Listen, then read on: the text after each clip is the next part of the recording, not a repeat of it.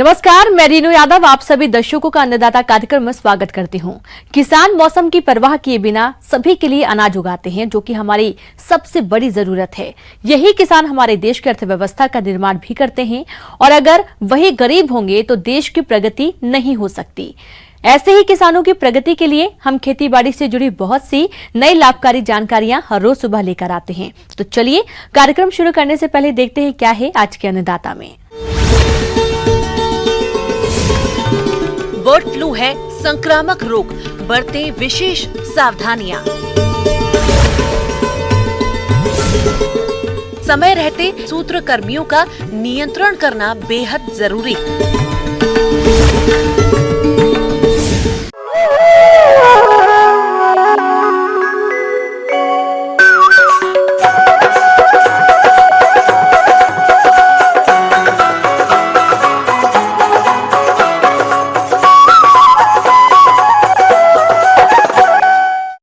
राज्य में bird flu से पक्षियों के मरने की खबरें लगातार आ रही हैं और हम भी अपने कार्यक्रम के माध्यम से आपको खेती और इससे जुड़ी तमाम समस्याओं पर समय समय पर जानकारी देते रहते हैं, ताकि आप इस होने वाली हानि से बच सकें।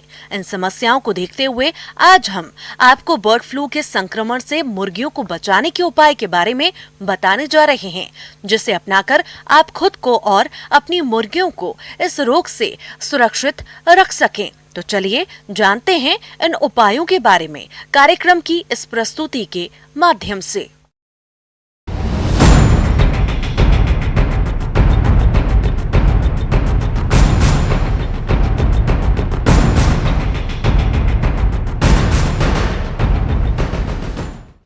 जहाँ तक बर्ड फ्लू है क्या, पहले हमारे किसान को ये जानना होगा कि बर्ड में एक वायरल 3 तरह का इन्फेक्शन होता है, एक वायरल, बैक्टीरियल और फंगल। तो वायरल जो है ये जो है इससे थोड़ा सा डरने की बात है, लेकिन उतना भी डरने की ज़रूरत नहीं है जितना अभी आप पेपर पत्रिका से आप जो है इसका परिचय ले रहे हैं। बर्ड फ्लू है क्या, बर्ड फ्लू में बर्ड्स में जो एक प्रकार का जो है बीमारी आता है जिसका कॉजेटिव एजेंट आपका वायरस है और वो वायरस का नाम है H5N1। अगर यहाँ उसका आक्रांत होता है तो उसका कुछ लक्षण इस प्रकार से है कि उसके हेड रीजन में स्वेलिंग आ जाएगा, कलंगी में जो है रेडनेस आएगा, वहाँ से हल्का हल्का ब्लड का और उसके नोस्ट्रिल से एक ब्लड टिंच जो है नेजल डिस्चार्ज होगा। क्लोका से मतलब पखाना द्वार से, मल द्वार से आपका रेडिस टिंच जो है फीकल मटेरियल निकलेगा और लोअर पार्ट ऑफ लेग्स से जो है आपका ब्लड का वूजिंग होगा, फटेगा। तो ये सारा लक्षण मिलने के बाद ही आप जो है किसी प्रकार से भयभीत होइएगा, अन्यथा भयभीत होने की जरूरत नहीं है। फ्लू, इन्फ्लुएंजा कई प्रकार के होते हैं। इन्हीं में से एक है बर्ड फ्लू। बर्ड फ्लू की पहचान H5N1 से होती है। यह वायरस काफी खतरनाक होते हैं। इन्फेक्टेड पक्षी की लार नाक के स्राव या बीट के संपर्क में आने पर इस वायरस के इंसानों में फैलने की आशंका रहती है। बर्ड फ्लू से बचने के लिए कुछ सावधानियों को अपनाएं, जैसे जिस स्थान पर पक्षियों में बर्ड फ्लू के होने की पुष्टि हो गई हो वहां पर पक्षियों का मांस खाना अवॉइड करें। मुर्गीशाला की साफ सफाई पर विशेष ध्यान दें। खासकर जल भराव वाले क्षेत्रों में इसका खास ख्याल रखें। पक्षियों को ताजा एवं स्वच्छ जल पीने को दें। रोग के लक्षण दिखाई देने पर तुरंत पशु चिकित्सक को सूचित करें। सुरक्षात्मक उपायों में कई बातें हैं जिन्हें अमल में लाने की जरूरत होती है। सबसे पहले तो ये कि आप मिश्रित पक्षी पालन न करें। इस कथन से मेरा अभिप्राय ये है कि आप एक ही साथ मुर्गी, तीतर, बत्तख और बटेर पालन न करें। दूसरी प्रमुख बात तो ये है कि आप साफ सफाई पर शक्तिपूर्वक अमल करें, जिसके अंतर्गत किसी अपरिचित व्यक्ति को अपने फार्म में प्रवेश निषेध रखें। आप खुद भी प्रवेश करने से पहले व बाद में अपने हाथ पांव को ऐसी दवा से धो लें जिससे आप रोगाणु विहीन हो जाएं। आप अपने फार्म के इर्द गिर्द और अंदर बाहर लाल दवा का छिड़काव करें। कपड़े और अवशिष्ट पदार्थों को जलाकर नष्ट कर दें। खाने पीने के बर्तन तथा सामग्री इत्यादि को हमेशा धोकर रखें। अपने मुर्गी फार्म के अंदर नमी आने न दें। नमी होने पर तुरंत ही चूने का छिड़काव करें। अगर कहीं कुछ होता है तो आप नज़दीक के हॉस्पिटल में जो पशु चिकित्सक हैं उनको इन्फॉर्म कीजिए और आपका निदान जो है यथासंभव हो जाएगा कि वहाँ से किसी प्रकार का पशु पक्षी जो है, स्पेशली पक्षी जो है, इस एरिया से उस एरिया में ना जा सके। बहुत कुछ ऐसे डरने की जरूरत नहीं है। किसान भाइयों, अभी तक आपने खेती से जुड़ी कुछ उपयोगी जानकारियां देखी हैं। अब लेते हैं एक छोटा सा ब्रेक, जल्द ही लौटेंगे। कार्यक्रम में आगे भी खेती बाड़ी से जुड़ी बहुत सी महत्वपूर्ण जानकारियां, तो बने रहिए हमारे साथ।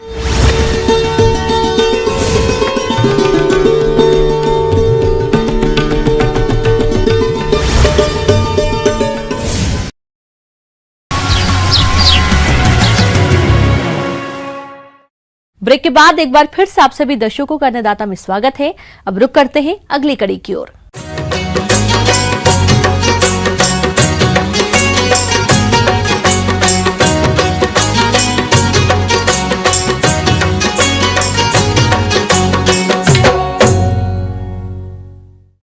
सूत्रकृमि ऐसे जीव होते हैं जो कि आमतौर पर नजर नहीं आते, लेकिन फसलों को काफी नुकसान पहुंचाते हैं। इसीलिए समय रहते इन सूत्रकृमियों का नियंत्रण करना बेहद जरूरी है।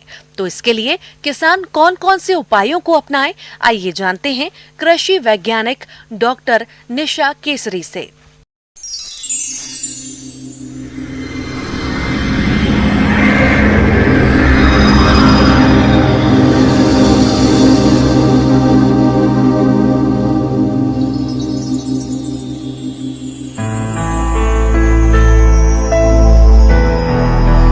सूत्रकृमि मुख्यतः कददू वर्गीय सब्जियों, चुकंदर, गाजर, टमाटर, बैगन, मिर्च, भिंडी, शकरकंद आदि सब्जी फसलों को नुकसान पहुंचाता है। यह सूत्रकृमि प्राथमिक और द्वितीयक जड़ों को प्रभावित करके फसल को नुकसान पहुंचाते हैं।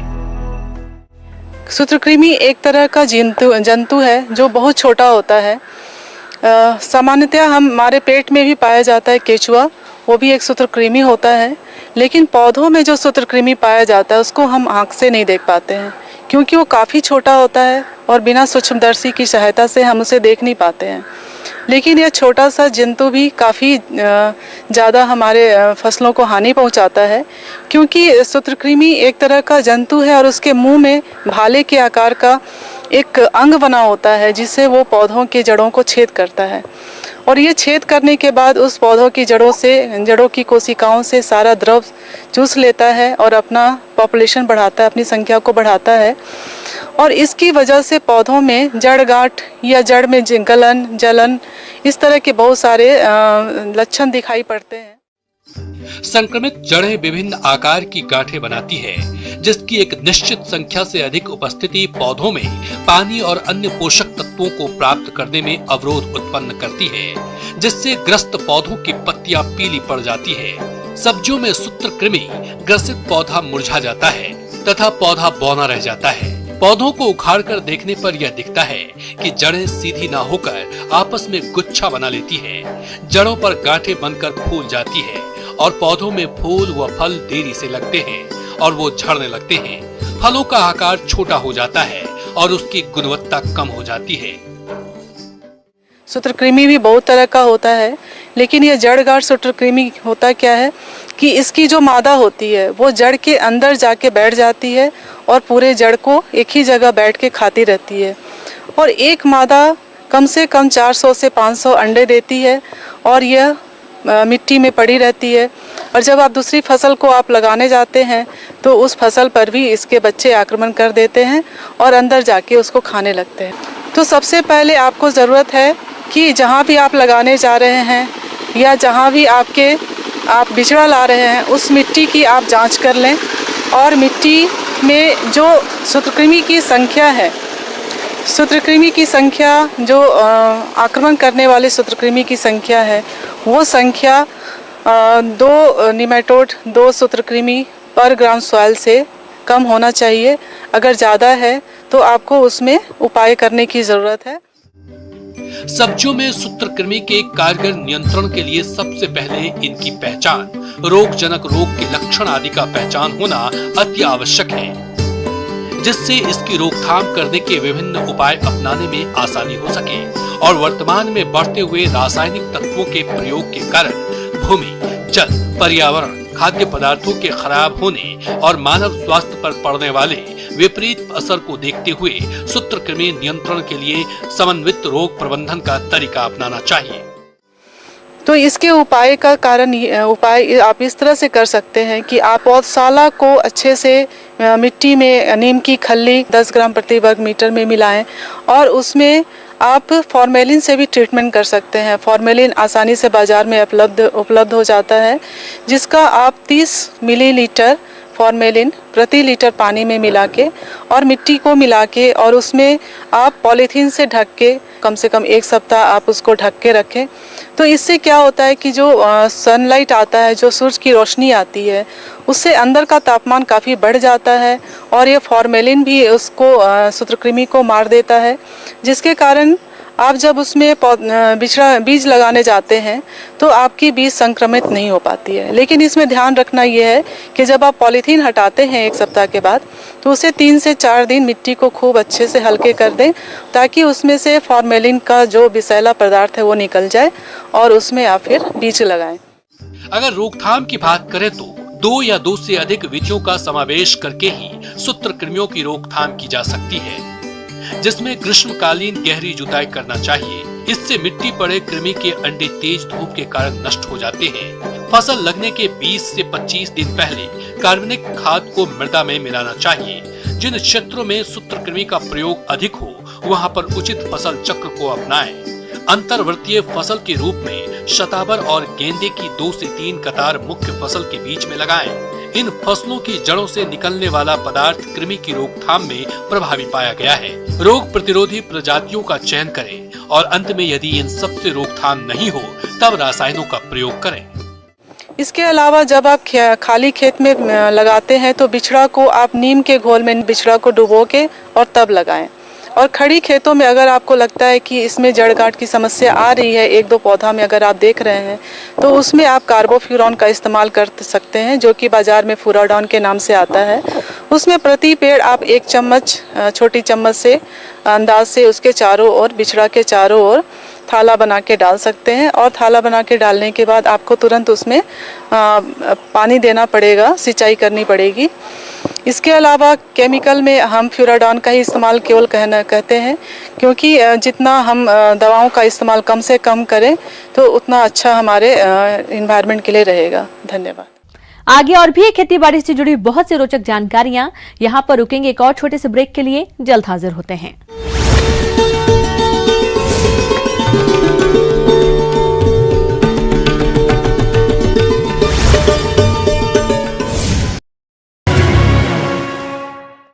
ब्रेक के बाद एक बार फिर से आप सभी दर्शकों का अन्नदाता कार्यक्रम में स्वागत है। बढ़ते हैं अगली हमारे प्रदेश के किसान भाई गाय भैंस का पालन करते हैं और ज्यादातर देखने में आता है कि किसान दुधारू पशुओं की देखरेख तो उचित तरीके से करते हैं, लेकिन इनके बछड़े बछड़ियों की देखरेख सही तरीके से नहीं करते हैं।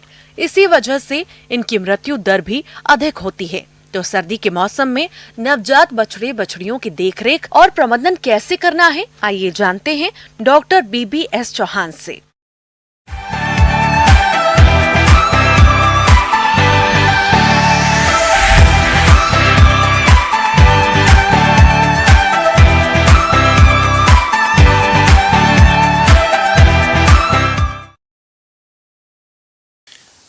मैं आज दुधारू पशुओं के जो वत्स हैं, बछड़ा बछड़ी हैं, उनमें मृत्यु दर कैसे कम की जाए, उनका पालन पोषण कैसे किया जाए, इन बिंदुओं पर आपको जानकारी देना चाहूँगा। इसके लिए पहले तो गाय या भैंस को कुछ अतिरिक्त आहार, जिसको प्रेगनेंसी डाइट कहते हैं, वो उस मेंटेनेंस डाइट के अलावा देना पड़ता है। 1.5-2 किलो वो एक्स्ट्रा देते हैं। इसके साथ ही जहाँ पे काविंग होनी है, थोड़ा सा अलग भीड़ भाड़ से, पशुओं से अलग करके साफ सुथरा फर्श हो और वहाँ पे रखें तो उसको हाथ का सहारा देके उसको जमीन पे ठीक से उतार लेगा। किसान भाइयों, बछड़े बछड़ियों की मृत्यु दर कम करने के लिए दुधारू पशुओं के ब्यांत के समय कौन कौन सी सावधानियां रखें, आइए जानते हैं। देखभाल न की जाए तो बस कई डेथ हो जाती है, उनकी मृत्यु हो जाती है। उनमें प्रमुख कारण है एक तो श्वास नली का अवरुद्ध हो जाना, नाक को साफ नहीं करना उसको। तो अगर इस तरह की कोई दिक्कत होती है तो उसको पैदाइश जैसे होता है तो उसको गनी बैग या बोरे से पोंछ पाछ के नाक को साफ कर दें। और दूसरा प्रॉब्लम ये होता है कि नाभि जो नाल उसमें लगी होती है जो माँ के पेट से जुड़ा होता है, तो उसको एंटीसेप्टिक तरीके से नाभि का जो है 2.5 इंच ऊपर से लागेट करके उसको डोरे से या उससे बांध के कट कर देते हैं। टिंचर आयोडीन और एंटीसेप्टिक कुछ लगा के उसको ठीक कर दिया। बच्चा पैदा हो गया तो उसको जो 3-4 दिन का जो दूध होता है, पीले रंग का दूध होता है, तो ये इतना महत्वपूर्ण दूध है वो कि इससे बछड़े के शरीर में प्रतिरोधक क्षमता बहुत ज्यादा रूप से बनती है। पशुपालक भाइयों, जैसा कि आप सभी जानते हैं कि अभी ठंड का मौसम चल रहा है, तो आप इस ठंड के प्रभाव से बछड़े बछड़ियों को बचाने के लिए इनका आवास और आहार प्रबंधन कैसे करें, इसकी जानकारी कुछ इस प्रकार से है। बछड़ा बछड़ी का पालन पोषण में अगला जो बिंदु है, महत्वपूर्ण बिंदु है, ठंडी से बचाने की भी जरूरत होती है क्योंकि वो नाजुक होते हैं। तो इसके लिए ये अपने को ध्यान देना होता है कि जो बछड़ा शेड है वो उसकी फर्श सूखी हो, साफ हो और उसमें ठंड के दिनों में बिछावन डालना चाहिए। जैसे ये आपका पैडी स्ट्रा है, कोदो का स्ट्रा है, तो ये बिछा देना चाहिए जिससे ठंड कम लगती है। इसके साथ ही जो बछड़ा का शेड है उसके जो खिड़की रोशनदान है उनको टाट पट्टी से थोड़ा ढक दें, रात के समय ढक दें ताकि ठंड कम लगे उनको। और कुछ गर्मी वाली व्यवस्था भी कर सकते हैं, जैसे बल्ब हीटर लगा दें। इससे क्या होता है कि उसकी शरीर की गर्मी बनी रहेगी और वो निमोनिया और बीमारियां नहीं होंगी। बच्चे का जो बछड़ा बछड़ी का खुराक है वो तो शुरू में 15-20 दिन तक तो दूध और इस पे चलते हैं, फिर धीरे धीरे 15 से 20 दिन में मुलायम जो पत्तियां हैं चारा ये दे सकते हैं। इसमें हमको ध्यान ये देना होता है कि चूंकि इनकी वृद्धि वाली अवस्था होती है तो प्रोटीन की मात्रा अधिक होना चाहिए। वो कम से कम 22-24% अपन देंगे तभी वो अच्छा स्वस्थ बछड़ा बछड़ी तैयार होगा और आगे जाके वो अच्छा गाय भैंस बनेगा। किसान भाइयों, गाय और भैंसों के नवजात बछड़े बछड़ियों को अंतः परजीवियों की समस्या से बचाने के लिए आप क्या करें, आइए जान लेते हैं। कई बार ऐसा देखा जाता है कि बछड़ा बछड़ी में आंतरिक परजीवी होते हैं जो कि हम खुराक दे रहे हैं तो दे तो हम उसको रहे हैं बछड़ा बछड़ी को, लेकिन वो पैरासाइट जो अंतः परजीवी हैं वो उसका उपभोग कर लेते हैं तो बच्चे में कुपोषण की बीमारियां होती हैं, खून की कमी हो जाएगी और जो पोषक तत्व दे रहे हैं उनको न मिलके वो कीड़े उसका उपयोग कर रहे हैं। तो इसके लिए हम कई जो डिवर्मर हैं, दवाइयाँ हैं, कीड़े मारने की दवाइयाँ हैं, उनको पिलाते हैं। जैसे पिपराजीन है, एल्बेंडाजॉल है, वो है दवाइयाँ हैं जो कि बच्चे को देना चाहिए। और ये दवाइयाँ खाली पेट देते हैं, उसके वजन के अनुसार से डोज अलग अलग है इसका, तो डॉक्टर से सलाह लेके दवाइयाँ देना चाहिए और इसको रेगुलर इंटरवल पे 2-3 महीने के अंतराल में देते जाना चाहिए। तो इससे क्या है कि अंतः परजीवी खत्म हो जाएंगे और उससे समुचित पोषण उसको मिलेगा जो हम दे रहे हैं।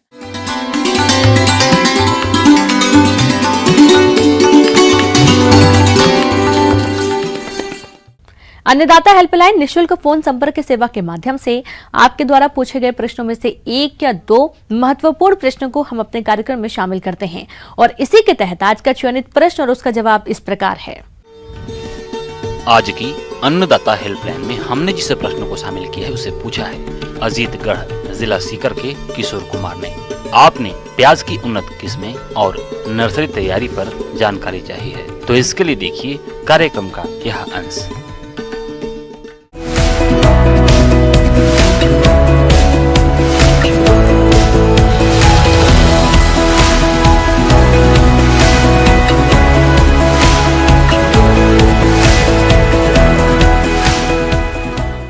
मेरा सभी किसान भाइयों से अनुरोध है कि ये जो समय चल रहा है बिल्कुल पीक पीरियड चल रहा है प्याज लगाने का।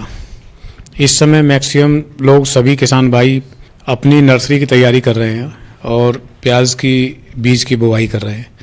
मेन इसमें स्पेशली किसानों को ध्यान रखना है कि हमारी मिट्टी और पानी दोनों की स्थिति क्या है।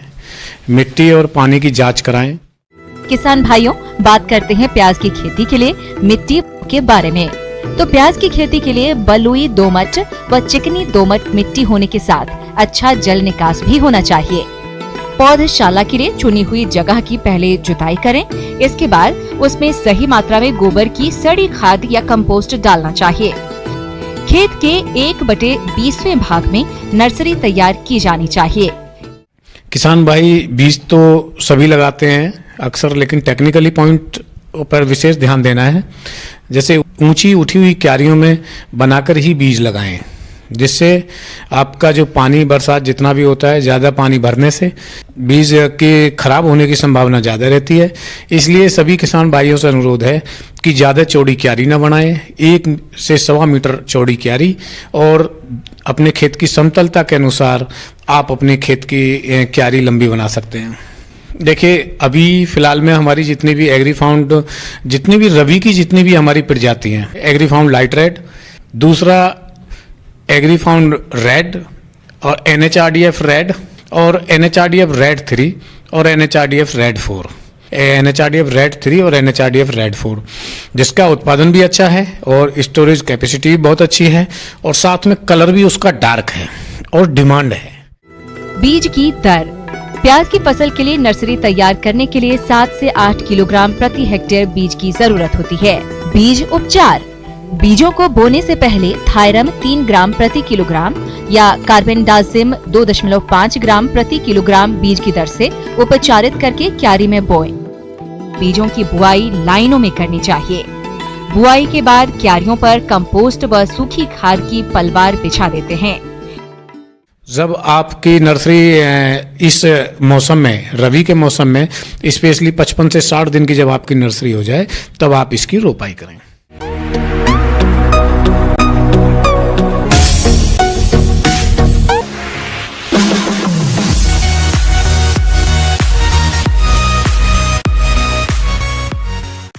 आइए अब एक नजर डालते हैं राज्य के कुछ चुने हुए मंडियों के प्रमुख फसलों के बाजार भाव पर।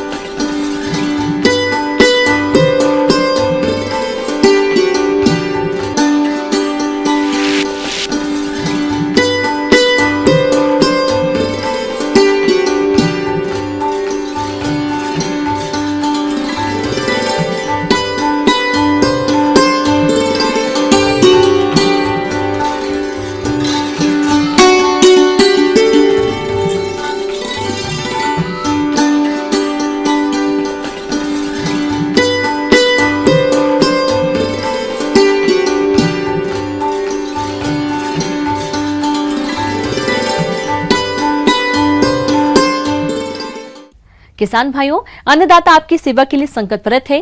कृषि संबंधित समस्या एवं सुझावों के लिए आप हमें इस पते पर संपर्क कर सकते हैं। प्रोड्यूसर अन्नदाता news 18 Rajasthan, Ramoji film city Hyderabad 501512। साथ ही आप हमें ईमेल भी कर सकते हैं। हमारा ईमेल है P18 अन्नदाता राजस्थान @NW18.com। और इसके अतिरिक्त आप हमें निःशुल्क हेल्पलाइन नंबर पर सोमवार से शनिवार सुबह 10 से शाम 4 बजे के बीच संपर्क कर सकते हैं। किसान भाइयों, अब समय हो रहा है आपसे विदा लेने का, तो हमारी अन्नदाता टीम को दीजिए इजाजत। कल फिर आपसे मुलाकात होगी कृषि संबंधित कुछ और महत्वपूर्ण जानकारियों के साथ। नमस्कार।